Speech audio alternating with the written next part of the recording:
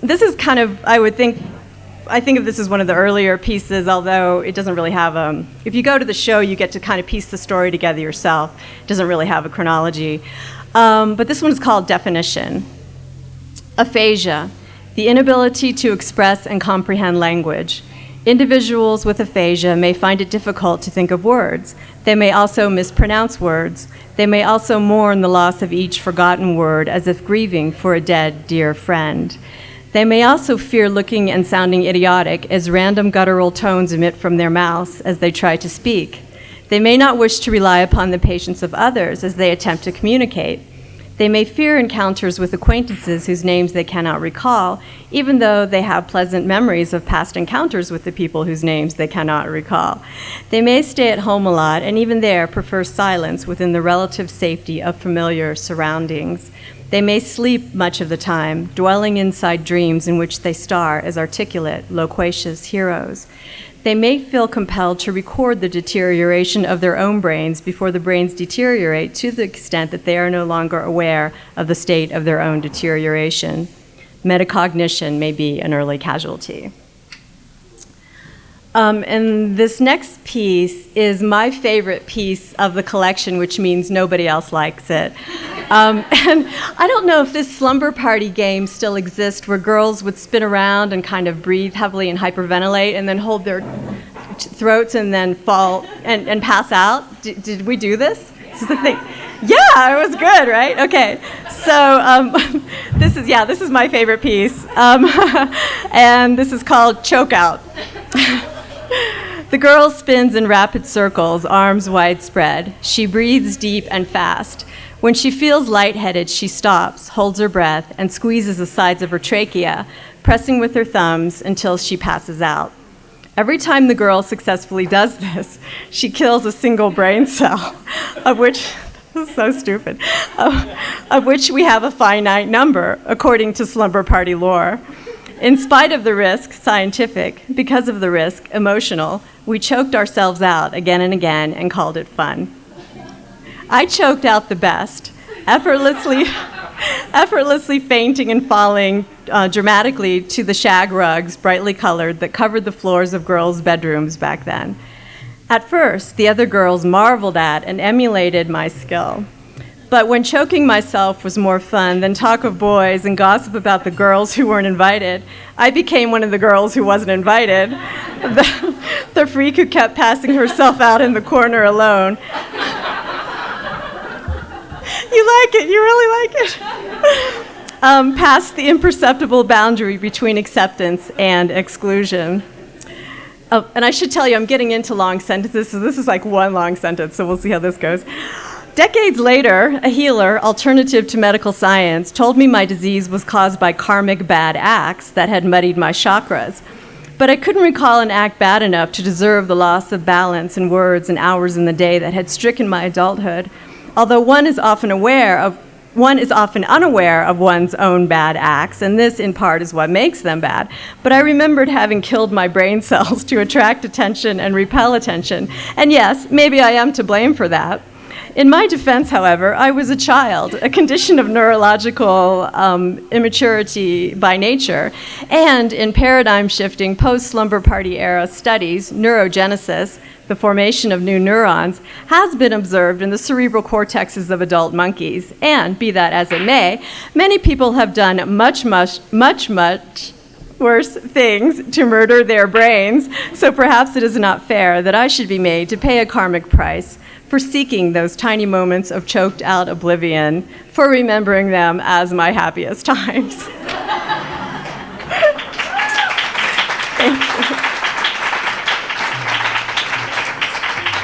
So it's not that bad, okay. So this last one from the Aphasia collection is called Word Finding, and I think that this was maybe one that people really did come back and tell me that they liked. And this is, back to the in-between spaces, this is kind of my attempt to approximate what it feels like to be in a pause when you really can't find the word and something is happening. And word finding was actually in my diagnosis. Difficulty with word finding is that kind of, we all get this at times, where you're just like, where's that word? Where's that word? You can't get it. So anyway, I get that a lot. Word finding. It took me 30 minutes, seconds, tomorrow, yesterday, that other day, to remember the word, phrase, expression, collection of sounds, labels, symbol, descriptive utterance, mode of communicating, that thing over there, the one I gestured toward and said, you know what I mean, please understand my meaning. It's like like that other thing that's right there at the dark edge of my brain where everything else slides off that flat earth horizon, kitchen counter, beyond which, outside of which, there is nothing but everything, all those nouns, person, place, things I used to know, thought I knew for good and forever, mine to keep. They were so simple, sounds equal things, but I couldn't. The stovetop, dishwasher, dog dish, dish soap, dish towel, that wasn't important anyway. Why bother to talk, say it, speak about it, name it, when you don't know what my quiet, speechless silence means, so I can hide there. And nothing caught on fire that time, the other time, next time, so I'm fine, don't worry.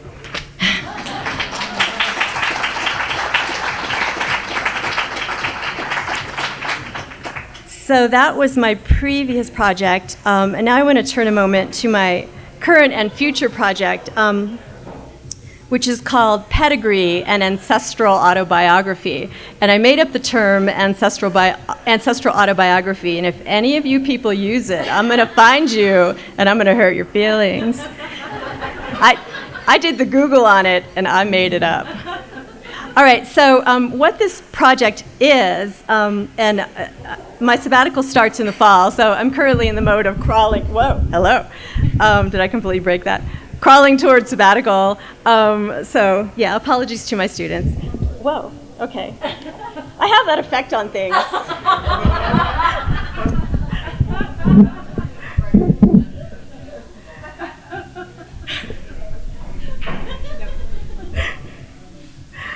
Okay, can you still hear me? Hello? All right. I am still really into Finding Your Roots, that show on PBS with Henry Louis Gates Jr. And my favorite part of it is the DNA part. And so, and also the other part of it that's really touching and interesting to me is when he has guests who come from the South, which I do. And people from the South always come up against slavery. They either have ancestors who were enslaved people or themselves held slaves. So it always comes up to this, sort of horrible history of the United States and the South. And so there was that. The other thing that I think is maybe a current trend is that a lot of white people, particularly liberal white people, don't really want to be white. And so they always think that there's like some interesting multicultural stuff going on in their background. And every family has like the rumored indigenous person. And mine was like a Cherokee great-great-grandmother. Like, raise your hands if you have one, like you think like these stories come around, right? Or I also thought in the South that some relative of mine like mixed it up big time and there's like some really interesting stuff. So I got this DNA done, and it's like, I am white. I am Lily White, I am Cotton White, I am Marshmallow White, I am Whitey McWhitester. And I was thinking, who are these white people? So I really got into, I did a 2 weeks trial of, what is it called, Ancestry.com. And like within the first weekend, I found my Revolutionary War ancestors. And then from there, it just blew up, and I've been doing this research for over a year now. I've found over 1,800 relatives, most of whom are like people who we read about in history books of Western civilization. So Elizabeth gave me the setup when she mentioned Charlemagne and the Viking king. Ragnar Lodbrok, who was like the character in the Viking show, is like my 42nd great-great-grandfather. I have all the way back to pharaohs, Druid kings, Templar knights, all the Plantagenet kings of England, Capet kings of France. So, some heavy names here. And it was amazing to me because I grew up really poor and kind of this nobody. It's like, whoa, I own this place. You call me a princess, you're right. So this next piece, and I wanted to say this, the next two pieces, if I have time, I'm gabbing a lot. The next two pieces came from assignments that I gave my class, exercises we did in class. And this one was for them to research something they were interested in and then braid that with autobiographical information about themselves. So I looked up Charlemagne, who is my 36th great-grandfather, the Emperor Charlemagne. And for each piece in this pedigree collection, I'm going to have like the pedigree. So if anybody's interested, here's like the 36 degrees of separation between me and Charlemagne. And it says, the relationship between Charlemagne and Jane Ellen Armstrong. So I wanted to focus this on my dad. And for those of you who have seen the Aphasia show, there's a piece in it called Amnesia, which is about the death of my father. And this is another thing I wanted to say to my students, is that I don't think writing is necessarily or primarily therapeutic, but it can be. And my father died in a very disturbing way, and so disturbing that for a time I forgot it had happened. And so that was one of the aphasia pieces when I remembered, oh, my father was dead and he died in this horrible way. So for my pedigree project, I'm going to take one person from my massive family tree and sort of use that person as a lens through which I could kind of tell my own story, my family stories. And I just finished this piece yesterday. I didn't write it yesterday. I finished it yesterday. So it might have a little bit of, rough edges.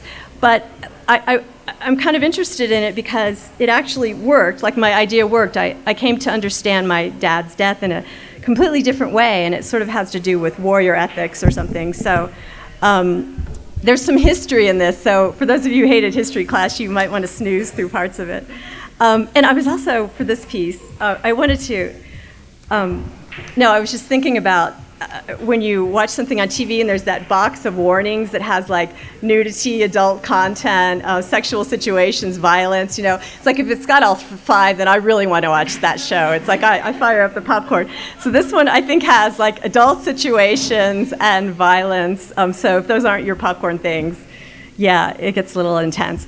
So this is called The Throne of Charlemagne. My father, Boyd Burke Armstrong, is the 35th great-grandson of the medieval Emperor Charlemagne. My father was not aware of this fact, but I, through genealogical research conducted 20 years after his death, am aware of this fact.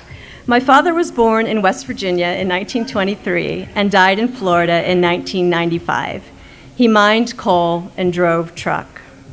Charlemagne, king of the Franks, was born somewhere in Europe in the mid to late 740s. He ruled all of what is currently known as Germany, France, the Netherlands, Belgium, Luxembourg, and Switzerland, and much of Italy and Austria from 768 until his death in 814. My father, king of his Mack truck, ruled over the roach-infested 700 square feet tract home in South Florida he shared with my mother, my sister, and me, until my mother kicked him out for a variety of offenses, the last of which was passing out drunk with his pants down in the bathroom with the door open. They were divorced in 1968. In Latin, Charlemagne is Carolus Magnus. He is also known as Karl der Grosse, or Charles the Great, Charles the First, and the father of Europe. My father was simply known as Armstrong, or that son of a bitch. In addition to my sister and me, he was the father of a daughter with the wife he left to marry my mother, and the stepfather of the many children of the woman for whom he left my mother. That was complicated, I know. I might have other half-siblings.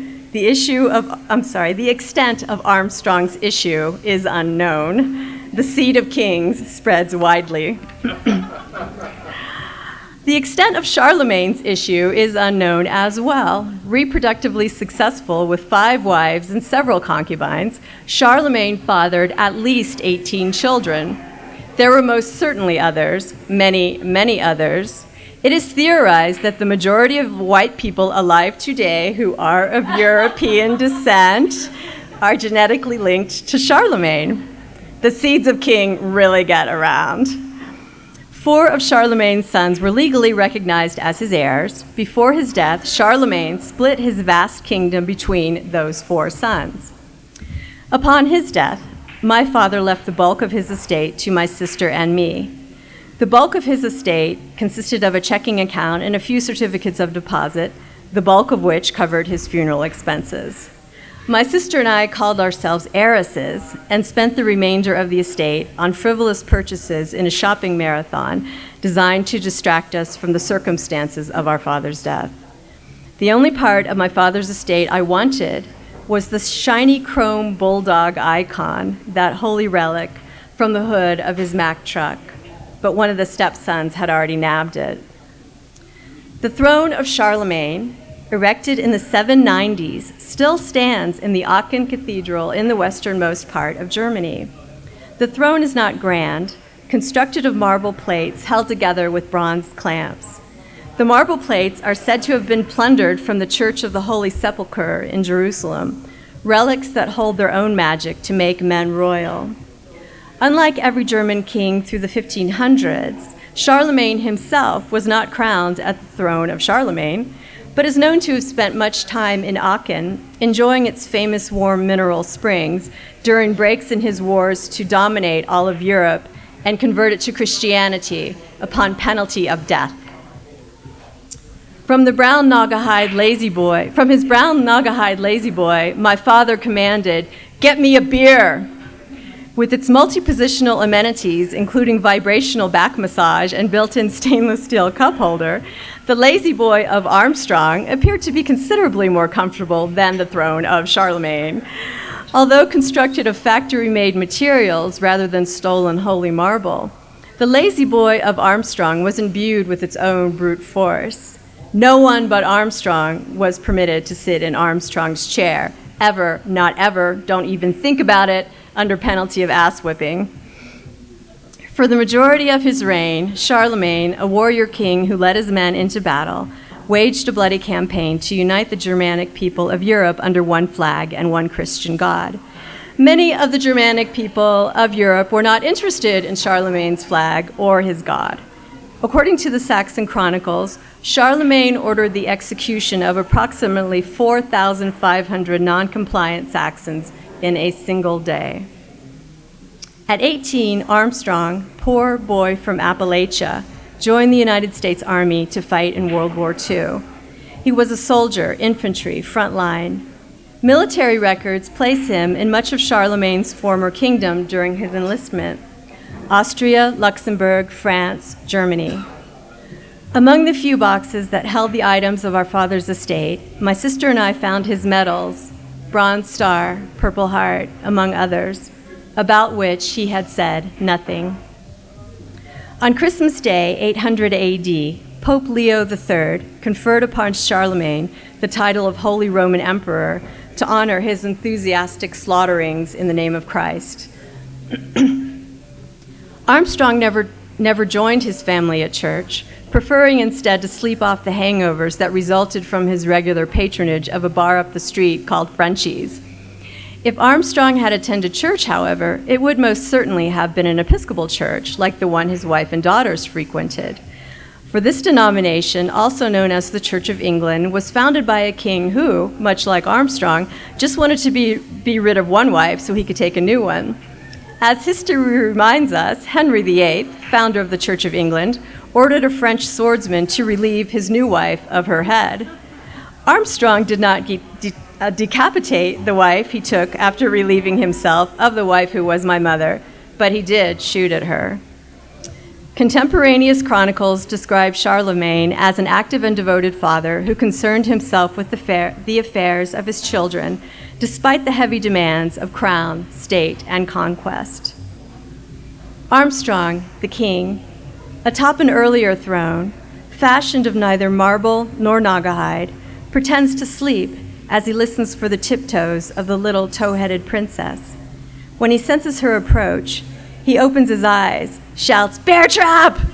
and catches the little girl with his long, strong legs, squeezes her as she laughs.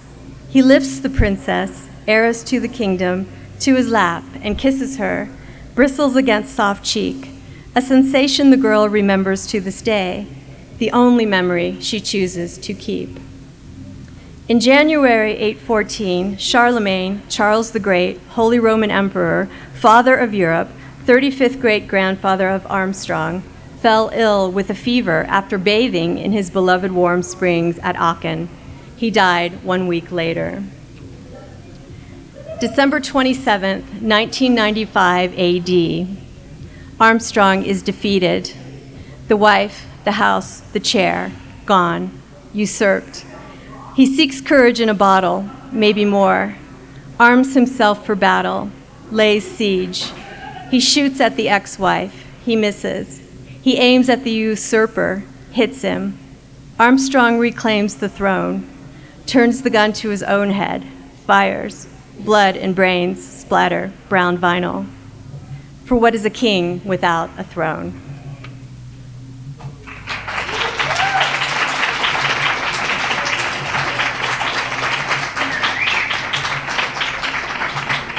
Just to lift the mood up, this is another piece that was inspired by an assignment I gave my students. I asked them to write about time and their relationship to time. So this was mine. I rewrote it a little bit, and Elizabeth began with a list, so I'm ending with a list, so we're going to make a nice circle here. This is called 10 Considerations Regarding Time. Let us now consider time, for now is the only time in which time may be properly considered. 1, for it travels at the speed of light. 2, for it is relative. 3, for it stops for no man. 4, for it heals all wounds. 5, for it moves forward 1 second per second, except when stretched by misery or accelerated by joy. 6, for its winged chariot is hurrying near, according to Andrew Marvell. 7, for it is the stream in which Thoreau goes a-fishing. 8, for it is the corrector when our judgments err, according to Byron. 9, for it is the wisest counselor of all, according to Pericles. 10, for it is on my side, yes it is, according to Mick Jagger. 11, for it is how you spend your love, according to poet Nick Laird, husband of novelist Zadie Smith, and therefore half of the most beautiful literary couple in human history. 12, for it makes lovers feel like they got something real, according to Boy George.